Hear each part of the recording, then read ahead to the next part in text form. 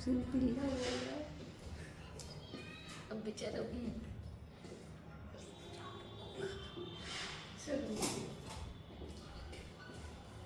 So hello and welcome guys in the new session of class 11. Here we are with the new session with a new topic. Lastly हमने जो chapter cover start किया था that was the biological classification और इसमें बहुत सारे topics हमने cover up कर लिए थे, ठीक है. तो now we have to continue with the topic virus.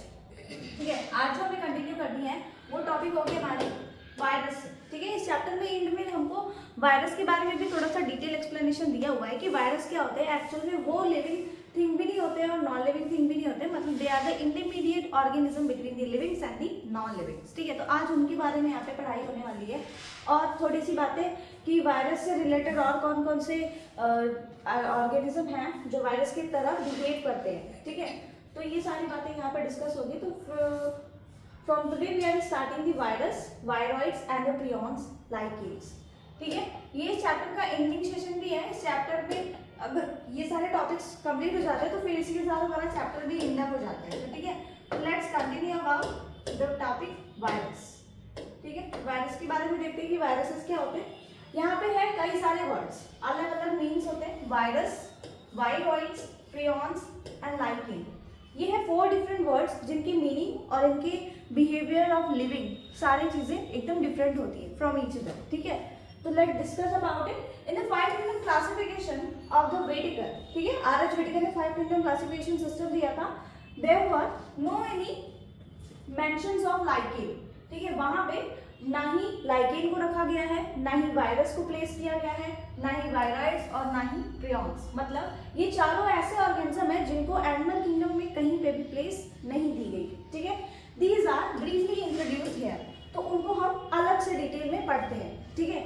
तो यहाँ पे क्या है, all of us who have suffered from the ill effects of common cold, ठीक है. वायरस से हमारी कौन कौन सी डिजीजेस होती है वो यहाँ पे मेंशन आउट है, ठीक है. तो पहला इफेक्ट होता है that is a common cold, ठीक है. फ्लू जिसे हम बोलते हैं, ठीक है. Know what effect the viruses can have on us, ठीक है. इससे हम ये समझ सकते हैं कि वायरसेस का इम्पैक्ट हमारी लाइफ पे क्या होता है, ठीक है. वायरसेस जो होते हैं बहुत ही पैथोजेनिक होते हैं, ठीक है. They are pathogenic. Pathogenic word का मतलब होता है ऐसा कोई भी ऑर्गेनिज्म जो किसी भी ऑर्गेनिज्म में डिजीज कॉज करता है उसे कहा जाता है पैथोजेनिक. तो virus, viroid, prions they all are pathogenic in nature, ठीक है. ये सारे हमारे पैथोजेनिक नेचर के होते हैं, ठीक है. Nextly what if we don't associate with it our condition, ठीक है. Viruses did not find the place any in the classification system of the R.H. Whittaker. They are not considered truly living, ठीक है. Viruses को हमने पता है कि हमने भी पढ़ा कि वायरसेस को 5 किंगडम क्लासिफिकेशन में कहीं भी प्लेस नहीं दी गई, ठीक है. तो उसका क्या रीजन है क्यों उनको प्लेस नहीं मिली, ठीक है.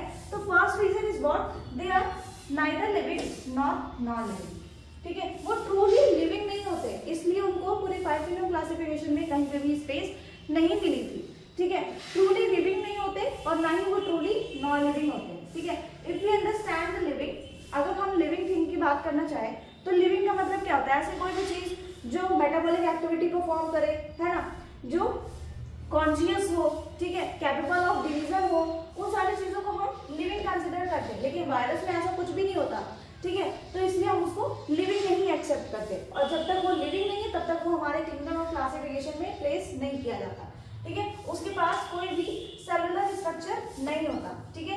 तो virus is a non cellular organism. Virus is what, it is a non cellular organism, ठीक है. एक ऐसा non cellular organism that can be having the inert crystalline structure, जिसको क्रिस्टल किया जा सकता है, दिस कैन बी क्रिस्टलाइज, उसको क्रिस्टल करके हम स्टोर कर सकते हैं, ठीक है. आउटसाइड द लिविंग, मतलब यहाँ पे लिविंग कहने का मतलब क्या है, यहाँ पे लिविंग कहने का मतलब है होस्ट बॉडी,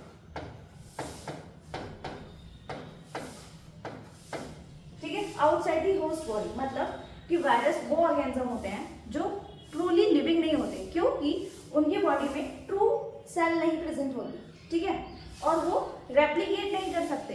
कब, जब वो होस्ट बॉडी के बाहर रहते हैं. होस्ट बॉडी क्या, कोई भी लिविंग बॉडी, जब तक वो लिविंग बॉडी के कांटेक्ट में नहीं आते तब तक वो लिविंग की तरह बिहेवियर शो नहीं करते, ठीक है. इसलिए हम बोलते हैं कि वायरसेस जो होते हैं वो हमारे लिविंग ऑर्गेनिज्म नहीं होते हैं, ठीक है. और ना ही वो नॉन लिविंग होते हैं, वो ट्रूली लिविंग भी नहीं है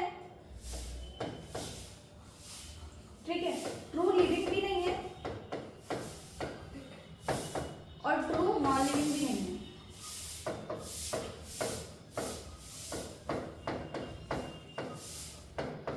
ठीक है, वायरस जो होते हैं वो ट्रू लिविंग भी नहीं होते और ट्रू नॉन लिविंग भी नहीं होते। ट्रू लिविंग इसलिए नहीं होते क्योंकि उनके पास सेल नहीं है। ठीक है, ट्रू सेल नहीं है, वो होस्ट बॉडी के बाहर एकदम नॉन लिविंग थिंग की तरह रहते हैं। ठीक है, वो ना ही रेप्लिकेट कर सकते हैं, ना ही कोई मेटाबॉलिक एक्टिविटी परफॉर्म कर सकते हैं, कुछ भी नहीं, तो इसलिए हम उनको लिविंग कंसिडर नहीं करते। और नॉन लिविंग की बात करें तो जब तक वो हमारे बॉडी के बाहर है तब तक तो वो नॉन लिविंग है, लेकिन जैसे ही वो किसी होस्ट बॉडी के अंदर आते हैं तो वो लिविंग थिंग्स की तरह बिहेव करने लगते हैं, तो इसको हम नॉन लिविंग भी नहीं कह सकते। ठीक है, तो वायरस जो है वो लिविंग भी नहीं है, नॉन लिविंग भी नहीं है। इस वजह से, इस कंफ्यूजन की वजह से हम उसको प्लेस नहीं करते हैं किंगडम ऑफ क्लासिफिकेशन। ठीक है, जिसकी वजह से नो प्लेस इन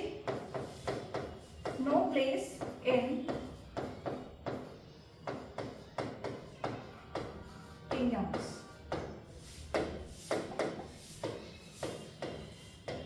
ठीक है, तो ये लिविंग भी नहीं है, नॉन लिविंग भी नहीं है। नॉन लिविंग क्यों नहीं है? क्योंकि जब होस्ट बॉडी के अंदर आता है तो act like living, act like living inside host. Host body के अंदर आते ही ये लिविंग थिंग की तरह बिहेव करने लगता है, और जब होस्ट बॉडी के बाहर होता है तब ये लिविंग थिंग की तरह बिहेव नहीं करता है। ठीक है, इस वजह से हम क्या करते हैं कि इनको ना ही नॉन लिविंग बोलते हैं और ना ही लिविंग बोलते हैं। नॉन लिविंग और लिविंग ना होने की वजह से इसको हम किंगडम ऑफ क्लासिफिकेशन सिस्टम में प्लेस नहीं करते। ठीक है, तो ये वो रीजन है एक्चुअल में जिसकी वजह से हम वायरस को अपने किंगडम ऑफ क्लासिफिकेशन सिस्टम में प्लेस नहीं प्रोवाइड करते। ठीक है, और यही रीजन वायरस और वायरस के साथ साथ वायरॉइड्स और प्रियॉन्स के साथ भी एप्लीकेबल होता है।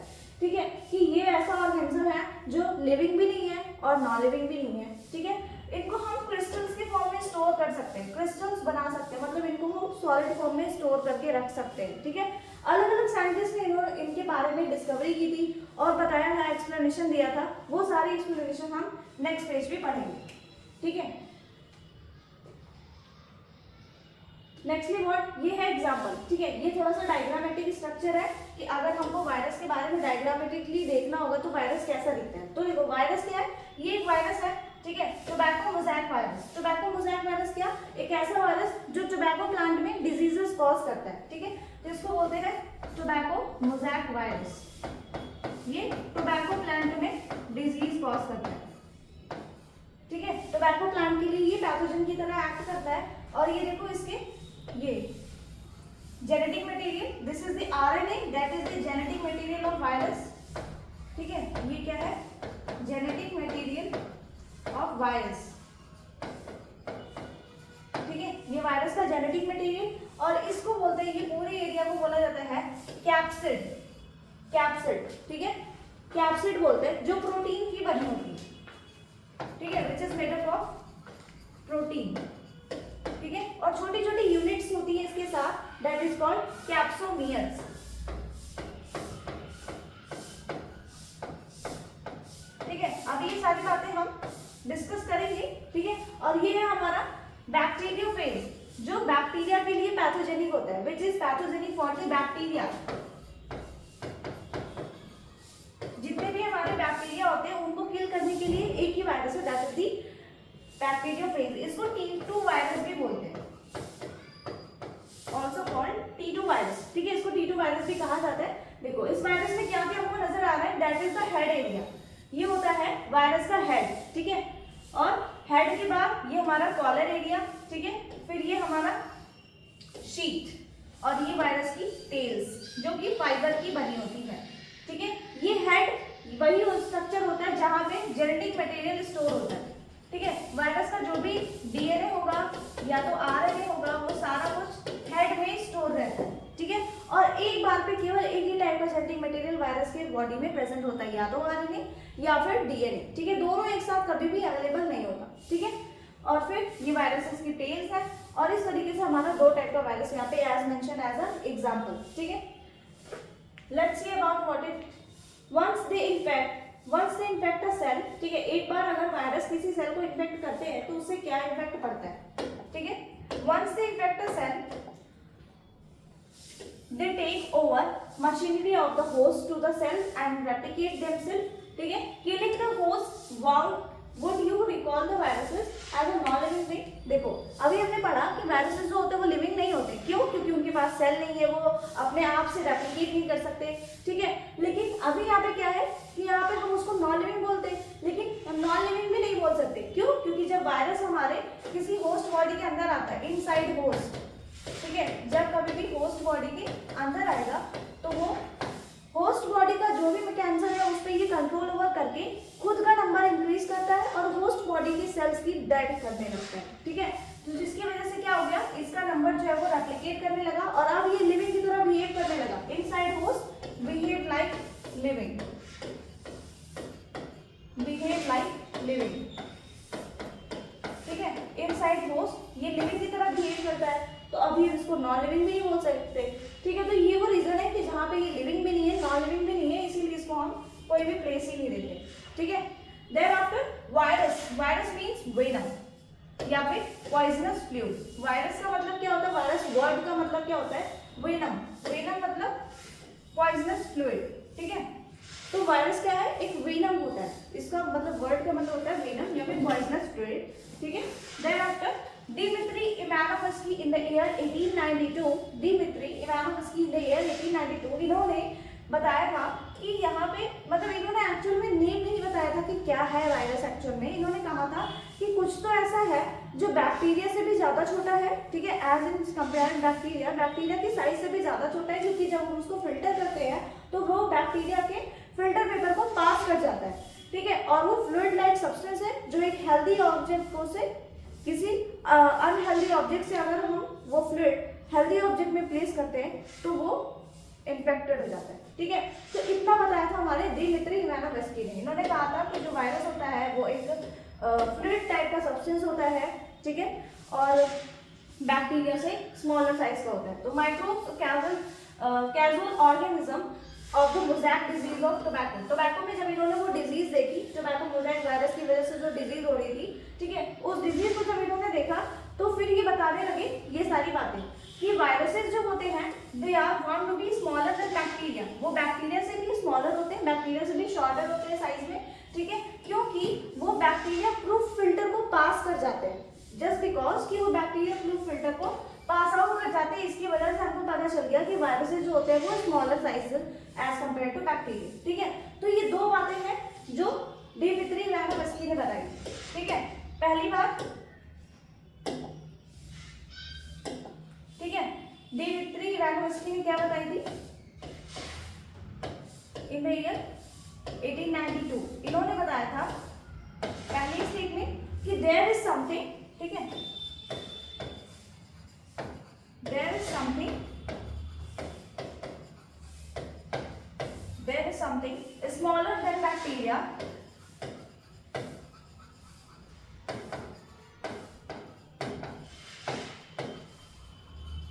ठीक है, there is something smaller than bacteria। क्यों? क्योंकि वो बैक्टीरिया प्रूफ फिल्टर को पास कर जाते हैं as they pass out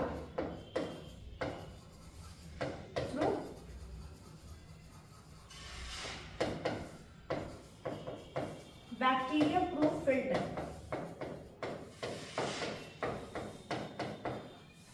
ठीक है, क्योंकि वो बैक्टीरिया प्रूफ फिल्टर को पास आउट कर जाते थे। और दूसरी बात कि इट इज द फ्लूइड, ठीक है। वो जो कोई भी चीज है, इन्होंने एग्जैक्टली बताया नहीं कि वायरस है ये, ठीक है, इनको पता नहीं था कि इसको वायरस बोलते हैं। इन्होंने बस इतना कहा कि वहां पे कुछ तो है जो बैक्टीरिया से भी ज्यादा छोटा है, क्योंकि वो बैक्टीरिया प्रूफ फिल्टर को पास कर जाता है और वो फ्लूइड नेचर का है। और इफ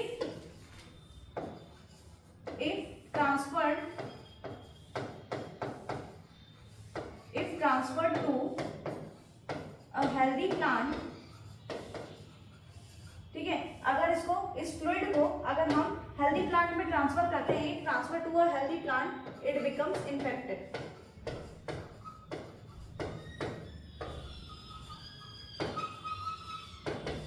ठीक है। तो अगर ये फ्लूइड हम किसी हेल्दी प्लांट में ट्रांसफर करते हैं तो वो हेल्दी प्लांट हमारा इन्फेक्टेड हो जाता है। बस इन दो स्टेटमेंट को दिमित्री इवानोव्स्की ने एक्सप्लेन किया था, ठीक है। नेक्स्टली बहुत दूसरे साइंटिस्ट आते हैं, ठीक है, और वो क्या बोलते हैं, दैट वाज द एमडब्ल्यू बीचरी ने, ठीक है, एमडब्ल्यू बीचरी ने इन द ईयर 1898, ठीक है, इन द ईयर 1898 एमडब्ल्यू बीचरी ने ये बताया था कि demonstrated that extracted of the infected plant of the tobacco can cause infection to a healthy plant named new pathogen called virus. Virus का नाम किसने दिया था, एमडब्ल्यू बिचरीनेक ने, और वायरस के बारे में पहली बार एक्सप्लेनेशन किसने दी थी, दिमित्री इवानोवस ने। फर्स्ट टाइम इन्होंने एक्सप्लेनेशन दी और उसका नाम बताया कि इसको हम वायरस कहेंगे, that was given by Beijerinck in the year 1898, ठीक है। Nextly what, it is the new pathogen called virus, ठीक है, जिसका मतलब होता है फ्लूइडियम कंटेजियम वायरल फ्लूइडम, मतलब infectious fluid which is living, ठीक है। इस तरीके से हमारा वायरस का मतलब आया कि वायरस एक ऐसा फ्लूइड है जो कंटेमिनेटेड है, जो इन्फेक्टेड है, और वो किसी भी हेल्दी पर्सन को इन्फेक्ट कर सकता है, ठीक है। बाद में आए थे हमारे W.M. स्टैनली, ठीक है, इन द ईयर 1935, और इन्होंने बताया कि वायरस को हम क्रिस्टल के फॉर्म में करके स्टोर भी कर सकते हैं, वायरस कैन बी क्रिस्टलाइज, ठीक है, और एक्सपेरिमेंटली इसको परफॉर्म भी किया था, ठीक है।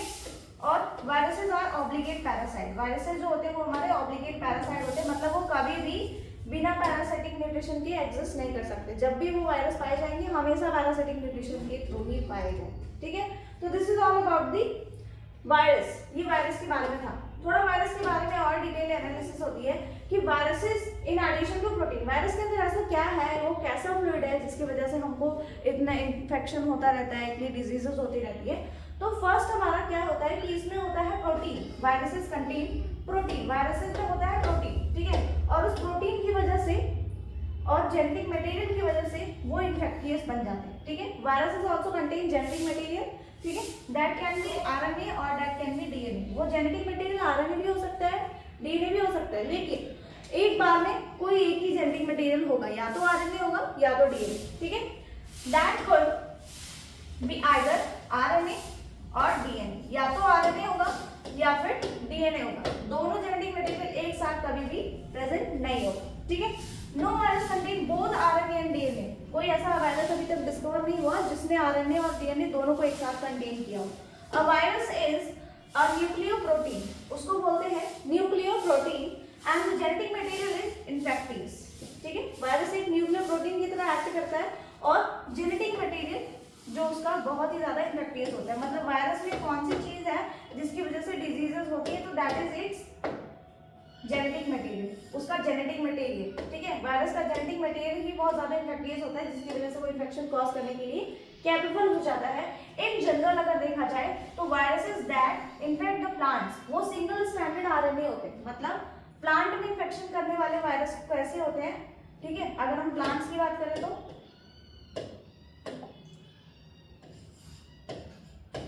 इन प्लांट्स, ठीक है, अगर हम प्लांट्स की बात करें तो प्लांट्स में जो इन्फेक्शन कॉज करने वाले वायरस होते हैं वो कैसे होते हैं, single stranded DNA, single stranded RNA, ठीक है। जो हमारे वायरस प्लांट को इन्फेक्ट करते हैं वो होते हैं सिंगल स्ट्रैंडेड आरएनए, ठीक है। ये उनका जेनेटिक नेचर होता है, सिंगल स्ट्रैंडेड आरएनए, मतलब सिंगल स्ट्रैंडेड का मतलब एक ही लाइन होगी, वो भी कैसी, आरएनए की, ठीक है। तो ये प्लांट के लिए वायरसेस होते हैं, वो सिंगल स्ट्रैंडेड आरएनए होते हैं, ठीक है, that is the single stranded RNA. Next word, viruses that infect animals, ऐसा वायरस जो किसी एनिमल को इन्फेक्ट करता है, वो कैसा कैसा उसका नेचर हो सकता है जेनेटिक मटेरियल का, तो इट कैन बी सिंगल और double stranded RNA and double stranded DNA, ठीक है। ऐसा वायरस जो एनिमल्स में इन्फेक्शन कॉज करता है उसकी पॉसिबिलिटी क्या क्या हो सकती है, ठीक है।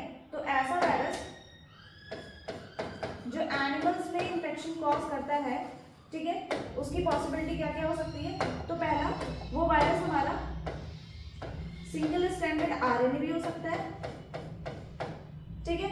वो virus single stranded double stranded DNA भी हो सकता है, ठीक है, और वो वायरस डबल स्ट्रैंडेड आरएनए भी हो सकता है, ठीक है। तो ये वो तीन जेनेटिक नेचर है जो वायरस एक एनिमल में इन्फेक्शन कॉज करता है, सिंगल और double standard RNA and double standard DNA, ठीक है। फिर ऐसा वायरस जो बैक्टीरिया में इन्फेक्शन कॉज करता है, यानी कि बैक्टीरियोफेज वायरस, तो उनमें जेनेटिक मटेरियल कैसा होता है, which it causes infection in the bacteria, उनका genetic material usually double standard DNA होता है, ठीक है। डबल स्टैंडर्ड डीएनए वायरस जो बैक्टीरिया में इन्फेक्शन कॉज करते हैं, ठीक है। तो ऐसा वायरस जो बैक्टीरिया के लिए प्रेफर किया जाता है, पैथोजेनिक फॉर बैक्टीरिया, ठीक है। बैक्टीरिया में जो वायरस इन्फेक्शन कॉज करता है वो ऑलवेज होता है double standard, that is always double standard DNA, ठीक है। तो प्लांट में इन्फेक्शन कॉज करने वाले बैक्टीरिया का जेनेटिक नेचर कैसा होता है, सिंगल स्टैंडर्ड आरएनए, ठीक है। एनिमल्स में सिंगल स्टैंडर्ड आरएनए भी होगा, same to same, double standard RNA, double standard DNA, ठीक है। और डबल स्टैंडर्ड डीएनए बैक्टीरिया में भी है, ठीक है। तो ये होता है genetic nature of the bacteria, genetic nature of the virus that cause infection in a particular organism, ठीक है।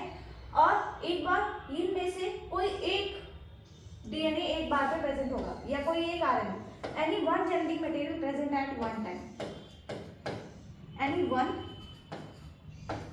एट वन टाइम, ठीक है। एक बार में एक ही टाइप का जेनेटिक मटेरियल होगा, ऐसा नहीं कि एक साथ डबल स्टैंडर्ड आरएनए भी आ जाए, डबल स्टैंडर्ड डीएनए भी हो जाए, ऐसा नहीं होगा। या तो डबल स्टैंडर्ड डीएनए, या तो डबल स्टैंडर्ड आरएनए, या तो सिंगल स्टैंडर्ड आरएनए, ठीक है। फिर nextly word the protein code, ठीक है। वायरसेस में क्या होता है, प्रोटीन कोड होती है, तो यहाँ पे जो प्रोटीन कोड है उसे बोलते हैं कैप्सिड, ठीक है। अभी हम पढ़ रहे थे कैप्सिड, कैप्सोमेर, ठीक है। और उसकी स्मॉल यूनिट को कहा जाता है capsomere, that small unit is called capsomere, और उस यूनिट को बोलते हैं कैप्सिड, ठीक है। वायरस में क्या होता है, ये जो ऐसे टेट्राहेड्रल जैसा स्ट्रक्चर बन रहा है ऐसा, ठीक है, ये स्ट्रक्चर ऐसा था ना, तो इसमें कैसा, ये स्ट्रक्चर को अगर हम जूम करेंगे ना तो ये स्ट्रक्चर ऐसे होता है, ऐसे बहुत सारे छोटे छोटे पार्टिकल्स मिल करके ये स्ट्रक्चर बनाते हैं, ठीक है, लाइक दिस, ऐसा कुछ होता है ये स्ट्रक्चर, ठीक है। तब जाकर के ये पूरा ऐसा ऐसा और ये इस टाइप का स्ट्रक्चर हमको तब जाकर के देखने को मिलता है, ठीक है। तो यहाँ पे जो एक यूनिट है, ये जो वन सिंगल यूनिट है हमको ऐसे दिख रही है, ठीक है, इसको कहा जाता है कैप्सोमियर, इस सिंगल यूनिट को कहते हैं कैप्सोमियर, ठीक है। और कैप्सोमियर के पूरे ग्रुप को कहा जाता है कैप्सिड, इसको पूरे ग्रुप को बोलते हैं कैप्सिड, ठीक है। तो single unit is called capsomere and the whole unit of the या फिर polymer of the capsomere is called capsid, ठीक है। फिर next the protect the nucleic acid, फिर ये कैप्सिड का काम क्या होता है वायरस में, जेनेटिक मटेरियल को प्रोटेक्ट करना, ठीक है, प्रोटेक्शन, प्रोटेक्ट या तो आरएनए या तो डीएनए, ठीक है। जो भी जेनेटिक मटेरियल वायरस का होगा उसको ये प्रोटेक्शन प्रोवाइड करता है। these कैप्सोमियर्स आर, ठीक है, हेलिकल, ये जो कैप्सोमियर्स होते हैं, ठीक है, ये जो कैप्सोमियर होता है हमारा, ठीक, कैप्सोमियर बोले तो ये पूरा स्ट्रक्चर, ये जो पूरा कैप्सोमियर है, ठीक है, एक second, these capsomeres are arranged in helical और पॉलीहेड्रल, या तो ये हेलिकल शेप में होंगे ऐसे, ठीक है, ये जो कैप्सोमियर है ये हमारी एक यूनिट या तो ये हेलिकल शेप में अरेंज होगी या तो ये पॉलीहेड्रल शेप ऐसे एक परफेक्ट स्ट्रक्चर में अवेलेबल होगी, ठीक है। तो पॉलीहेड्रल स्ट्रक्चर में भी अवेलेबल हो सकती है और हेलिकल शेप्ड भी ये पॉसिबल है। हेलिकल शेप्ड हमको स्ट्रक्चर भी देखने को मिला था, दैट वाज ए टीएमवी, ठीक है, टीएमवी में अभी हमने देखा था हेलिकल शेप था, और पॉलीहेड्रल किसमें था, बैक्टीरियोफेज, जिसको हम T2 वायरस भी बोलते हैं, है ना। तो ये हमारा एग्जांपल भी मेंशन था। जियोमेट्रिक फॉर्म्स होते हैं, viruses cause diseases like mumps, smallpox, herpes, ठीक है। वायरसेस जो होते हैं वो बहुत सारे डिजीजेस हमारे बॉडी में कॉज करते हैं। कौन कौन से डिजीजेस, सच लाइक सबसे most dangerous disease which is caused by the viruses, that is the AIDS, ठीक है। ये सबसे डेंजर डिजीज है जो एक वायरस कॉज करता है ह्यूमन बॉडीज में, that is the AIDS, stands for acquired immunodeficiency syndrome, ठीक है। ये कैसे डिजीज है जो अगर किसी पर्सन को हो जाती है तो वो कभी भी क्योरेबल नहीं होती, ठीक है, never be can be treated. इसको हम ट्रीट करके उस पर्सन की लाइफ साइकिल को थोड़ा इंक्रीज कर सकते हैं, बट ये प्योरली ट्रीट नहीं की जा सकती, ठीक है। 100% वो पर्सन क्योर नहीं हो सकता। अगर एक बार एड्स हो गया तो फिर वो पर्सन कभी भी ठीक नहीं हो सकता, ठीक है। तो most hazardous disease is the AIDS, ठीक है, और never can be treated, never can be cured, ठीक है। कभी भी पूरी तरीके से इसको ठीक नहीं किया जा सकता। अगर ये हो गई है तो कुछ साल तक उस पर्सन की लाइफ साइकिल को बढ़ा सकते हैं, लेकिन कभी भी हम उसको पूरी तरीके से क्योर नहीं कर सकते। और ये कौन से वायरस से होता है? दैट स्टैंड्स फॉर HIV, ठीक है। ये कौन से वायरस से होता है? That is by HIV virus, HIV, ठीक है। HIV एक ऐसा वायरस है जो एड्स डिजीज कॉज करता है, ठीक है। HIV का फुल फॉर्म क्या होता है? Human immuno deficiency virus, human immuno deficiency virus, ठीक है। ये होता है HIV वायरस का फुल फॉर्म। और एड्स का फुल फॉर्म क्या होता है? एड्स का फुल फॉर्म होता है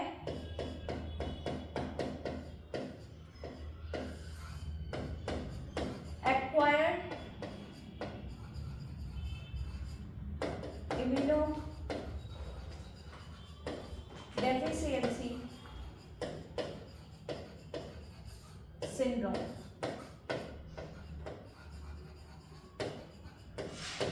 ठीक है। तो ये हमारा डिजीज है और ये हमारा पैथोजन, ठीक है। ये क्या है? Pathogen, this is the pathogen and this is the disease. ये हमारा डिजीज और ये पैथोजन, ठीक है। और ये जो भी डिजीज हो रही है किसकी वजह से हो रही है? वायरस की वजह से हो रही है। तो ये बहुत ही ज्यादा हैजार्डियस डिजीज होती है, ठीक है, जो किससे हो रही है? वायरस से, जो कि एक नॉन लिविंग भी नहीं है और एक नॉन लिविंग भी नहीं है, ठीक है। एक ऐसे ऑर्गेनिज्म से हो रही है जो ना ही पूरी तरीके से लिविंग है और ना ही पूरी तरीके से नॉन लिविंग, ठीक है। वायरसेस से कौन कौन सी डिजीजेस हो रही है? जैसे कि मम्स, ठीक है, स्मॉल पॉक्स, हेरपीज जैसे बहुत सारी डिजीजेस, इन्फ्लुएंजा, एड्स, ये सारी डिजीजेस हमारे ह्यूमन बींग्स में होती है by the help of virus. तो वायरस प्लांट्स, एनिमल और बैक्टीरिया सबके लिए पैथोजेनिक होता है, ठीक है। Pathogenic means it can cause disease in all the organism whether it is bacteria और आइदर एनिमल्स और एनी अदर प्लांट्स, ठीक है। नेक्स्ट सी, ठीक है। नेक्स्टली देखते हैं कि यहाँ पे कौन कौन सी डिजीज थी? Mumps, small pox, herpes, influenza, AIDS, ठीक है। ये सारे डिजीजेज हैं जो वायरस में होती है, ठीक है। और अगर वायरस से कोई भी डिजीज अगर प्लांट्स में हो जाती है, ठीक है, तो वो कैसे होगी? AIDS in the humans caused by the virus. Human being में जो एड्स हो रहा है वो किससे हो रहा है? वायरस से ही हो रहा है। और उस वायरस का क्या नाम होता है? HIV, ठीक है। और अगर प्लांट में गलती से वायरल डिजीजेस हो जाती है तो क्या क्या सिम्टम्स आते हैं, ठीक है। What are the symptoms that caused by a viral disease in a plant? अगर प्लांट में वायरल डिजीज होती है तो क्या सिम्टम्स देखने को मिलते हैं? That can be mosaic formation, ठीक है। मोज़ेक का फॉर्मेशन हो जाएगा, हमारे जो भी लीव्स होंगी उनके ऊपर मोज़ेक बनने लगेंगे। लीफ हमारी रोल हो सकती है, कर्ल हो सकती है, येलो हो सकती है, ठीक है। डॉर्फिंग हो सकती है, clearing the veins and the stunted growth. ये सारे क्या है? सिम्टम्स हैं। ये तब दिखते हैं जब किसी भी प्लांट में वायरल डिजीजेस हो जाती है, ठीक है। जैसे अभी टोबैको में अगर वायरल डिजीजेस हो रही है तो वहां पे हमको क्या देखने को मिलेगा? लीफ में मोज़ेक। मोज़ेक का मतलब अगर हमारी एक नॉर्मल लीफ है, ठीक है, तो उसमें ऐसे ऐसे छेद से दिखने लगेंगे। लीफ हमारी डैमेज हो जाएगी। जब लीफ डैमेज हो जाएगी तो प्रॉपर फोटोसिंथेसिस नहीं होगा, उसकी वजह से ग्रोथ अच्छी नहीं होगी, तो ग्रोथ भी हमारी रुक जाएगी, यानी कि डॉर्फिंग, प्लांट अच्छे से ग्रो नहीं कर पाएगा, शॉर्ट स्ट्राइचर हो जाएगा और स्टंटेड ग्रोथ भी अच्छी नहीं होगी, ठीक है। अब जब ऐसे ऐसे होल्स होने लगते हैं, हमारी लीफ डैमेज होने लगती है, तो लीफ हमारी वीक हो जाती है और वीक होने की वजह से लीफ हमारी कर्ल हो सकती है, रोल हो सकती है और येलोइश हो जाती है, ठीक है। और वेन्स भी उसपे, वेन्स यानी कि जो ऐसे ऐसे वेन्स बनी होती है लीफ के ऊपर, वो सारी वेन्स भी क्लियर आउट होने लग जाती है, ठीक है। तो ये वो सारे सिम्टम्स हैं जो एक वायरल डिजीज होने की वजह से नजर आते हैं, ठीक है। नेक्स्ट, अपना वायरस टॉपिक जो है टोटली कवर अप हो चुका है। अब हमको क्या पढ़ना है? दैट इज दी वायरॉइड्स, ठीक है। वायरॉइड्स के बारे में हमको शुरू करना है। वायरॉइड्स क्या होते हैं? वायरॉइड्स, लेट्स सी, जैसे वायरस थे, ना ही वो लिविंग थे ना ही वो नॉन लिविंग थे, वैसे ही हमारे वायरॉइड्स भी होते हैं, ठीक है। वायरॉइड्स भी सिमिलर टू द वायरस होते हैं। देखो वायरॉइड्स के बारे में सबसे पहली बार बताया था टीओ डाइनर ने, ठीक है। टीओ डाइनर ने बताया था इन 1971, 1971 में टीओ डाइनर ने वायरॉइड्स के बारे में सबसे पहले बताया था। वायरॉइड्स क्या होते हैं? देखो, जैसे वायरस में उनके पास प्रोटीन की कोट भी थी और जेनेटिक मटेरियल यानी कि आरएनए डीएनए भी था, ठीक है। लेकिन जो वायरॉइड्स होते हैं इनके पास एक्चुअल में कोई एक ही प्रेजेंट होगा, यानी कि यहाँ पे प्रोटीन कोट नहीं होती, केवल जेनेटिक मटेरियल ही प्रेजेंट होता है। Free living DNA, free living RNA इनको कहा जाता है, ठीक है। और नेक्स्ट आता है हमारा जो प्रियॉन्स, और प्रियॉन्स में क्या होता है? प्रियॉन्स में हम ये देखने को पाते हैं कि यहाँ पे केवल प्रोटीन ही प्रेजेंट होता है, जेनेटिक मटेरियल एब्सेंट होता है, ठीक है।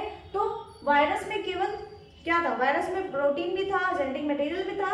प्रियॉन्स में केवल प्रोटीन होगा और वायरॉइड्स में केवल जेनेटिक मटेरियल, यानी कि viroids plus prions is equals to virus, ठीक है। देखो, टीओ डाइनर ने बताया था इन द ईयर 1971, ठीक है, in the year 1971 T O Diener ने बताया था, discovered the new infectious agent, new infectious agent, ठीक है, क्योंकि ये वायरस के बाद आया। That was smaller than virus, virus से ये काफी ज्यादा छोटा था, एज कंपैरेटिवली साइज काफी ज्यादा छोटा था। और ये क्या डिजीज कॉज करता था? Potato spindle disease in the potato, ठीक है। पोटैटो स्पिंडल डिजीज कॉज करता था, यानी कि प्लांट में इन्फेक्टियस था, ठीक है, प्लांट के लिए ही पैथोजेनिक था। फिर it was found to be free RNA, free RNA मतलब यहाँ पे क्या है? प्रोटीन कोट एब्सेंट है, protein coat is fully absent, जिसकी वजह से फ्रीली आरएनए पाया जा रहा है, ठीक है। लैक दी प्रोटीन कोट, जो प्रोटीन कोट ऐसे हेलिकल शेप की, पॉलीहेड्रल शेप की थी, वो यहाँ पे एब्सेंट है, ठीक है, जिसकी वजह से फ्री आरएनए यहाँ पे एग्जिस्ट करता है, ठीक है। Next is what? Free RNA यहाँ पे एग्जिस्ट कर रहा है। अब फ्री आरएनए एग्जिस्ट करने की वजह से क्या हो रहा है यहाँ पे?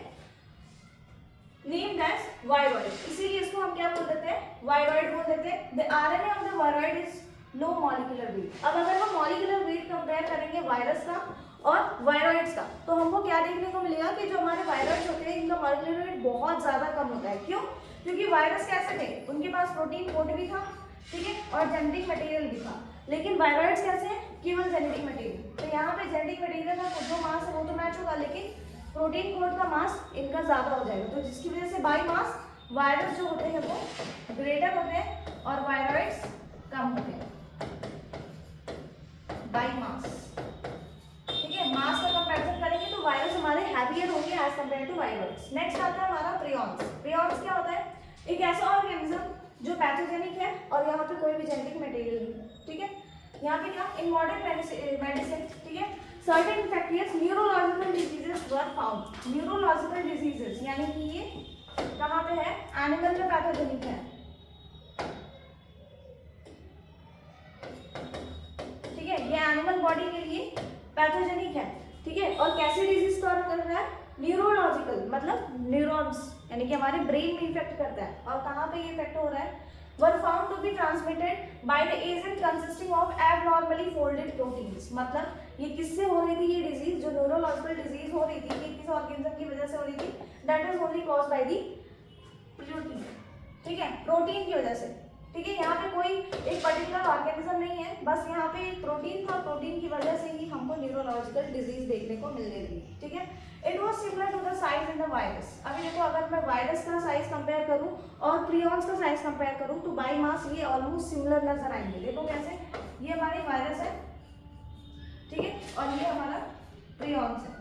कैसे डिफरेंस? यहाँ पे जेनेटिक मटेरियल आ गया तो ये वायरस हो गया, और यहाँ पे जेनेटिक मटेरियल नहीं है तो ये हमारा प्रियॉन्स हो गया। तो जो प्रियॉन्स है और वायरस, इनका साइज एटलीस्ट सिमिलर ही लग रहा है, ठीक है, दोनों में प्रोटीन कोट है और जेनेटिक मटेरियल का मास बहुत ही कम होता है, बहुत ही नेग्लिजिबल होता है। तो यहाँ पे मास भी ऑलमोस्ट सिमिलर नजर आता है, तो मास इनका सेम है। बाई मास ये सिमिलर होते हैं, ऐसा लगता है लेकिन एक्चुअल में होते नहीं। बाई मास 95% इक्वल, ठीक है, 95% इनका बाई मास इक्वल माना जाता है, ठीक है। और जेनेटिक मटेरियल का जो मास है वो यहाँ पे एब्सेंट होता है, ठीक है। एजेंट्स वर कॉल्ड प्रियॉन्स, और ऐसे एजेंट्स को क्या बोला जाता है? प्रियॉन्स कहा जाता है, ठीक है, जिसमें केवल प्रोटीन कोट होती है और वो पैथोजेनिक होता है। Most notable disease caused by the prions are the bovine spongiform encephalopathy. ये डिजीज है जो कॉमनली कॉज होती है प्रियॉन से, ठीक है। Bovine spongiform encephalopathy stands for BSE, ठीक है। ये डिजीज जो है वो कॉमनली देखी गई रहती है, ठीक है। इसको मैड काउ डिजीज भी कहा जाता है। ये यूजुअली कहाँ पे देखी जाती है? कैटल्स में ये डिजीज होती है, ठीक है। This disease is very common in the kettles, यानी कि गाय वगैरह में ये डिजीज अक्सर देखी जाती है, जिसकी वजह से जो कैटल्स होती हैं वो मैड हो जाती हैं, मतलब उनका न्यूरोलॉजिकल सिस्टम जो है वो अच्छे से काम नहीं करता। ठीक है, and it is analogous to violence C Jacob. ठीक है, सी जैकब डिजीज भी कॉज करते हैं सीजेडी इन द ह्यूमंस, मतलब ये ह्यूमंस के लिए भी पैथोजेनिक है और animals, both kettles and humans, सबके लिए ये पैथोजेनिक होते हैं। ठीक है, कैटल्स की बात कर लो या ह्यूमंस की बात कर लो, सब में ये डिजीज कॉज कर रहे हैं। बोवाइन स्पॉन्जिफॉर्म डिजीज ये है और दूसरी डिजीज सीजेडी। ठीक है, फिर नेक्स्ट भी वर्ड लाइकेन। ठीक है, तो ये था अपना वायरस, वायरस और प्रियॉन्स। ठीक है, ये अपना वायरस था। नेक्स्ट हम पढ़ते हैं लाइकेन्स के बारे में। देखो लाइकेन्स क्या होता है, lichen is a symbiotic association. ठीक है, ये एक सिम्बियोटिक एसोसिएशन होता है between the fungi and the algae. ठीक है, देखो सिम्बियोसिस एसोसिएशन में क्या देखते हैं कि ये एक ऐसा लाइफ स्टाइल होता है जहाँ पे दो अलग अलग ऑर्गेनिज्म एक साथ सर्वाइव करते हैं बाय शेयरिंग देयर न्यूट्रिशन। ठीक है, लाइकेन, ठीक है, lichen are the symbiotic association. ये लाइकेन कैसे होते हैं, सिम्बियोटिक एसोसिएशन होते हैं, मतलब ये दो अलग अलग ऑर्गेनिज्म के एग्जिस्टेंस को मिला करके कहा जाता है। ठीक है, म्यूचुअली यूजफुल एसोसिएशन, और ये देखा जाए तो काफी यूजफुल भी होता है, बहुत ही यूजफुल एसोसिएशन है, यूजफुल एसोसिएशन। ठीक है, किन दो ऑर्गेनिज्म के बीच का एसोसिएशन ये माना जाता है, तो it is the association between the two organism and that are algae and fungi. ठीक है, एल्गी और फंजाई ये दो ऑर्गेनिज्म है जिनको म्यूचुअली कंबाइन करके एक नया ऑर्गेनिज्म बनता है, that is called lichen, and it is live in the symbiotic association. ठीक है, जो एल्गी यहाँ पे प्रेजेंट है, मतलब एल्गी और फंजाई दोनों ही कंबाइंड है, जो पार्ट एल्गी का यहाँ पे इन्वॉल्व होता है उसको कहा जाता है फाइकोबियंट, उसको कहा जाता है फाइकोबियॉन्ट। ठीक है, दैट इज कॉल्ड फाइकोबियॉन्ट, और जो पार्ट यहाँ पे हमारे फंजाई का इन्वॉल्व होता है उसको कहा जाता है माइकोबियॉन्ट। ठीक है, that is the phycobiont and माइकोबियॉन्ट।